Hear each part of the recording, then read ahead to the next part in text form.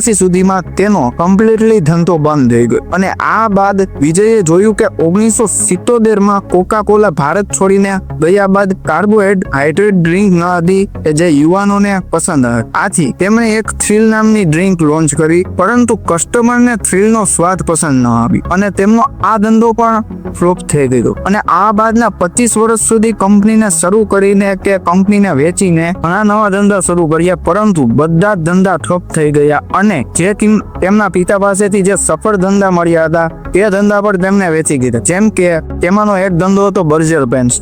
Berger પેન્ટ્સને તેમણે માત્ર 400 કરોડમાં જ વેચ્યો અને અત્યારના સમયમાં તેની વેલ્યુ 60,000 કરોડ રૂપિયા. પરંતુ આટલા ધંધા ઠપ થવા છતાં તેના એક સફળ ધંધાના કારણે બધો જ લોસ કવર કરી લીધો. તેમને આ સફળતા મળી તેમની બિયરના ધંધા. જ્યારે તે પહેલી વાર યુબી ગ્રુપના ચેરમેન બન્યા ત્યારે યુબી ગ્રુપ કોઈ પણ ટાઈપની બિયર માર્કેટમાં માર્કેટ લીડર ન હતું. આથી 1987માં તેમના પિતાએ જે કિંગફિશર નામની બિયર લોન્ચ કરી હતી, પરંતુ તે કાંઈ ખાસ ચાલી ન હતી. વિજય માલ્યાએ ત્યારે એક વસ્તુ નોટિસ કરી.